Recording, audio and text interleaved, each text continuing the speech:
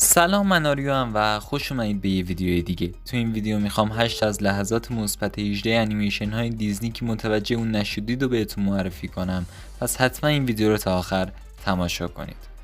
یک، نجات دهنده ها. برنارد و بیانکا در شهر نیویورک مأموریت داشتن شهر را برای یافتن سرنخ‌های جدید جستجو کنند. این دو با آلباتروس سفر می‌کنند و در حالی که در پیچ و خم ساختمان‌های بلند نیویورک اوج می‌گیرند، با این حال برخی از بینندگان زیرک‌تر متوجه نکته مخفی در پس زمینه انیمیشن شدند. در یکی از پنجره‌های آپارتمان، زنی برهنه رو به تصویر قرار گرفته که دیدن آن با سرعت معمولی تقریباً غیر ممکن است، اما اگر سرعت آن را کم کنید به وضوح قابل مشاهده است. 2. گوشپشت نوترادام. پس از اینکه گوشپشت در تمام عمرش توسط فرودو در برج ناقوس حبس می شود، با این حال زندگی آنقدر هم برای او بد نیست و او یک دوست باهوش و زیبا دارد که خود را به عنوان یک دوست خوب نیز ثابت می کند. هنگام اجرای رقص در شعله‌های آتش، برخی معتقدند که لباس‌های او بیش از حد نامرئی می شود و اندام قابل مشاهده است.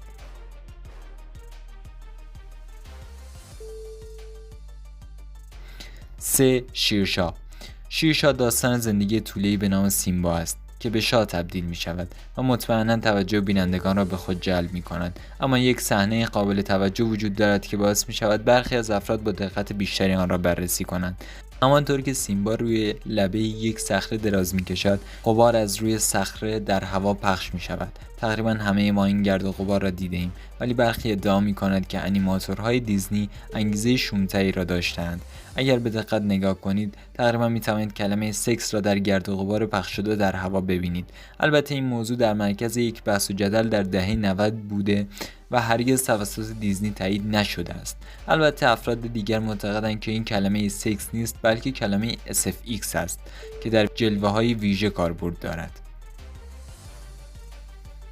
4. تارزان.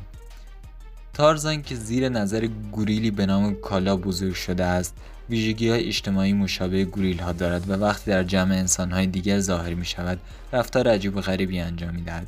وقتی او و جین برای اولین بار همدیگر را می‌بینند، تارزان صورتش را در سینه‌های جین فرو می‌کند. بدتر از آن وقتی است که تارزان دامن جین را بالا می‌دهد و به زیر آن نگاه می‌کند. 5. پری دریایی کوچولو. این انیمیشن در سال 1989 اکران شد و طبق گفته سازندگان آن ده‌ها دور ویرایش شده است، اما اگر به کاور این انیمیشن دقت کنید، می توانید آلت تناسلی مردانه را به وضوح مشاهده کنید.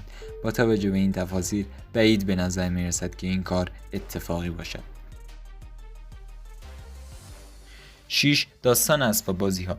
استفاده از اسباب بازی ها در انیمیشن کار انیماتورها را راحت‌تر کرده و دست آنها را باز گذاشته است که شخصیت‌های با اندام‌های جالبی طراحی کنند. برای مثال یکی از آنها هوک است که از پاهای سکسی یک زن و یک قلاب ماهیگیری ساخته شده است.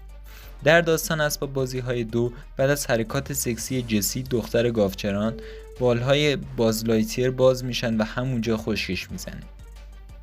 7. سیندرلا. یکی از نوستالژیک ترین انیمیشن های کودکی همه ما به شمار می رود.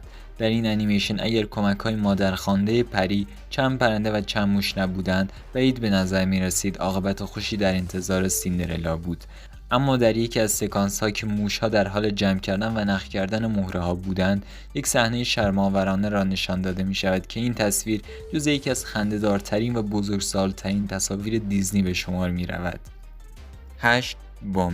بامبی که در یک روز برفی در حال گشت و گذار در جنگل است و با تامپر به روی دریاچه یخزده می‌روند و در حال چرخش و اسکیت سواری‌اند، اما بامبی به سختی می‌تواند بایستد و تعادل خود را حفظ کند و تامپر می‌خواهد به او کمک کند تا بامبی بتواند روی پاهای خود بایستد. تامپر به پشت بامبی می‌رود و با بلند کردن پشتش سعی می‌کند تعادل بامبی را حفظ کند، اما فریم‌های خاصی از این سکانس حاوی تصاویر نامطلوبی است و به همین دلیل بهتر است که انیمیشن های دیزنی را استوب نکنید. ممنون که تا این لحظه ویدیو رو تماشا کردید. اگه از این ویدیو خوشتون اومد، این ویدیو رو لایک کنید و نظراتتون راجع به این ویدیو بنویسید. دوستتون دارم و تا درودی دیگر، بدرود.